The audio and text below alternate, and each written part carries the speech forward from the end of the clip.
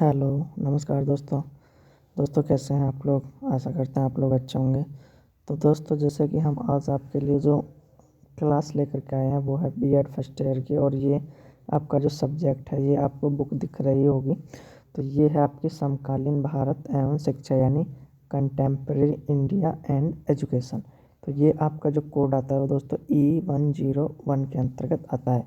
और ये आपकी जो क्लास है, हमारी क्लास आपकी जो है वो 7th है। इससे पहले हमारी 6 क्लास, इसके फर्स्ट यूनिट फर्स्ट से आपको वीडियो नीचे डिस्क्रिप्शन में मिल जाएगा बॉक्स में, वहाँ आप जाकर देख सकते हैं यूनिट फर्स्ट की।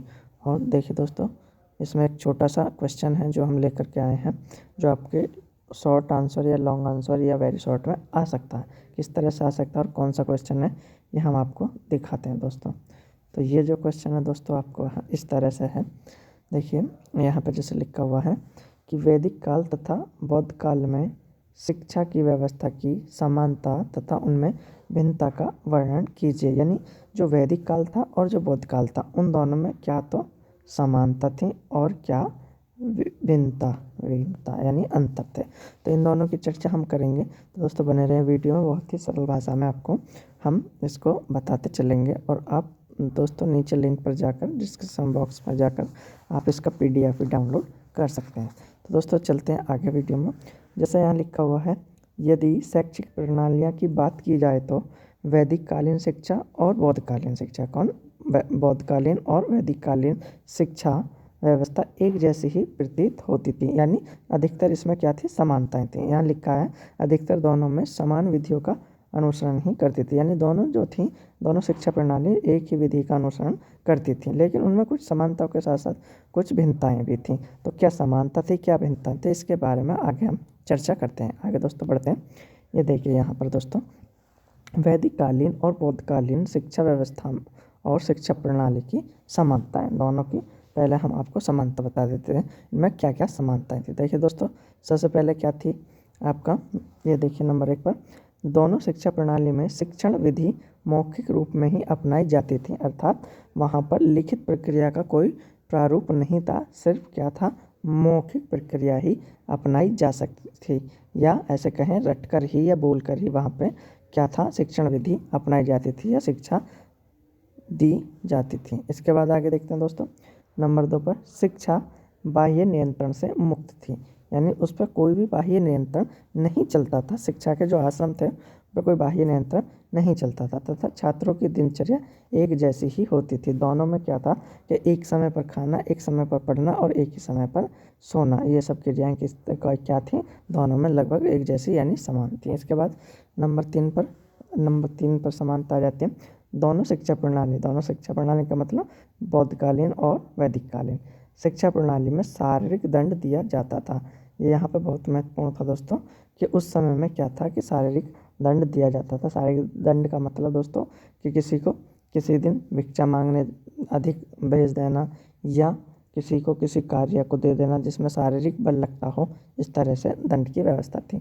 भोजन तथा रहने की निःशुल्क व्यवस्था होती थी वहीं पर, चाहे आश्रम हो चाहे मठ हो, उनमें क्या था दोस्तों, वहीं पे भोजन करना था और वहीं पर रहने सहने की सुविधा निःशुल्क यानी फ्री होती थी। इसके बाद नंबर 4 पर आते हैं, गुरु शिष्य के संबंध पवित्र और स्नेहपूर्ण थे।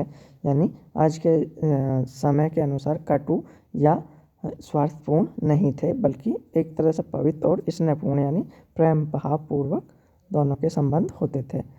इसके बाद आ गया दोस्तों, शिक्षा प्रारंभ करने की अवधि निर्धारित होती थी। यानी किस समय शिक्षा दी जाएगी, उसका वर्ष कहें या उसकी आयु कहें, ये निर्धारित होती थी। तथा शिक्षा संबंधित संस्कार का महत्व होता था। दोनों ही शिक्षा प्रणालियों में इन संस्कारों का, जो शिक्षा से संबंधित है, इनका बहुत ही महत्व था। कौन कौन से संस्कार थे वो हम पिछले वीडियो में बता सकें, फिर भी दोस्तों हम आपको बताते हैं कि जो है वैदिक कालीन में आपका जो संस्कार होता था, आपका उपनयन संस्कार, सॉरी,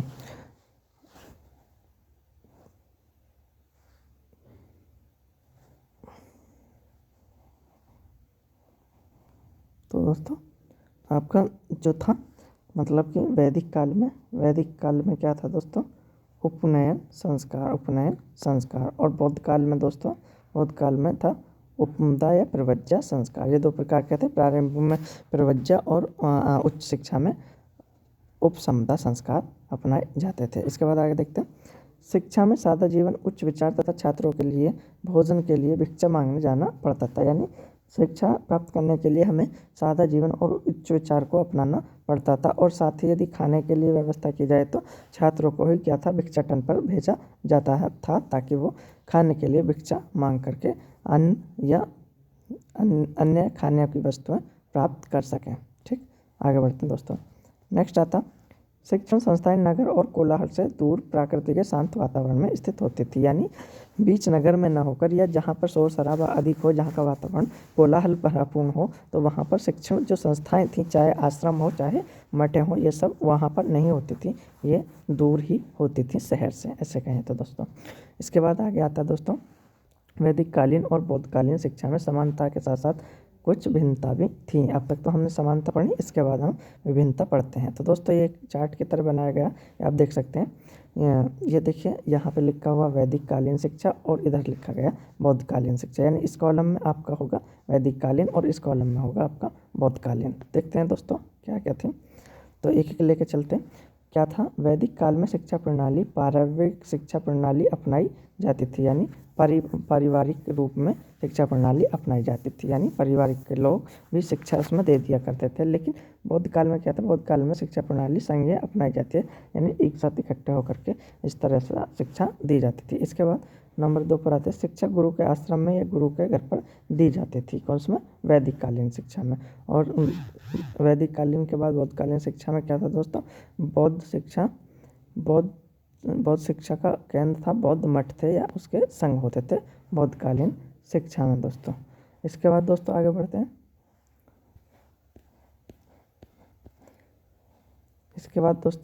हैं। ये देखिए नंबर 3 पर, वैदिक काल में शिक्षा प्रणाली में विद्यालय या आश्रम में एक अध्यापक अध्यापन कार्य कराते थे तथा ब्राह्मण ही अध्यापन कार्य करते थे। लेकिन बौद्ध काल में क्या था, बौद्ध काल में कई अध्यापक अध्यापन कार्य कराते थे, क्योंकि जो वैदिक काल में था एक ही अध्यापक या एक ही गुरु अध्यापन कार्य कराता था। लेकिन क्या था, बौद्ध काल में, बौद्धकालीन शिक्षा में या बौद्ध काल के समय में कई जो अध्यापक थे उन्हें एक साथ छात्रों को लेकर या शिष्य को लेकर शिक्षा ग्रहण कराते थे। और इसमें क्या था, विद्वान ही अध्यापक होते थे, जो विद्वान होते थे वही अध्यापक होते थे। इसके बाद आगे आता नंबर 4, गुरु और शिष्य का संबंध पिता एवं पुत्र के समानता तथा एक दूसरे के स्वामित्व सिद्धांत पर आधारित थे। यानी एक दूसरे के प्रति सम्मान, यानी एक दूसरे के प्रति ऐसे कहें तो दोस्तों अपना अपना दायित्व होता था। इसके बाद बौद्ध काल में यहाँ के दोस्तों बौद्ध काल में भी गुरु शिष्य संबंध पिता पुत्र के ही थे, लेकिन दोनों के संबंध प्रजातांत्रिक सिद्धांत पर आधारित थे, यानी एक दूसरे से वो स्वतंत्र होते थे। इसके बाद आगे चलते हैं दोस्तों, नंबर 5 पर, शिक्षा पाने के लिए उपनयन संस्कार कराया जाता। देखिए ये मोस्ट है दोस्तों, ये आपका वैदिक कालीन शिक्षा में कराया जाता है, किस शिक्षा में, वैदिक कालीन में।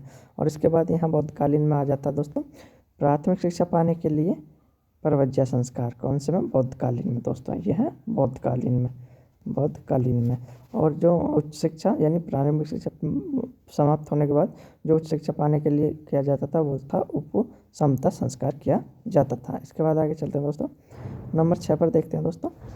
नंबर 6 पर, आश्रम से ज्ञान प्राप्त करने के बाद छात्र गृहस्थ में प्रवेश कर सकते हैं, यानी गृह का जीवन यानी घर का जीवन वो उसे आप ग्रहण कर सकते थे, यानी वहाँ पर घर पर जा सकते थे, किसमें, वैदिक कालीन शिक्षा में। लेकिन बौद्धकालीन में ये सब नहीं था। क्या था बौद्ध काल में, बौद्ध काल में भिक्षुक बनकर आजीवन ब्रह्मचारी रहकर मठे में ही अध्यापन कार्य करना पड़ता था। तो दोस्तों ये बहुत बड़ा अंतर था कि आश्रम में यानी ज्ञान प्राप्त करने के बाद हम गृह में प्रवेश कर सकते थे, लेकिन बौद्धकालीन में क्या था, यदि आप अध्यापन कार्य बौद्ध धर्म की अगर आप शिक्षा लेने निकले तो उन्हें क्या करना होता, जीवन भर ब्रह्मचारी रहकर मठों में ही अध्यापन कार्य करना होता था। इसके बाद आगे देखते हैं दोस्तों, शिक्षा जो दी जाती थी वैदिक काल में वो संस्कृत भाषा में दी जाती थी तथा वैदिक कालीन शिक्षा वेदों पर आधारित थी। एक तो वे क्या थी, शिक्षा संस्कृत में दी जाती थी, और वैदिकालीन यानी वेदों पर ही, जैसे इसका नाम से ही आता है, वेदों पर ही इसकी शिक्षा अधिकतर प्रचलित थी। बौद्ध काल में दोस्तों, यहाँ बौद्ध काल आएगा, बौद्धकालीन शिक्षा पाली या देसी भाषा में दी जाती थी।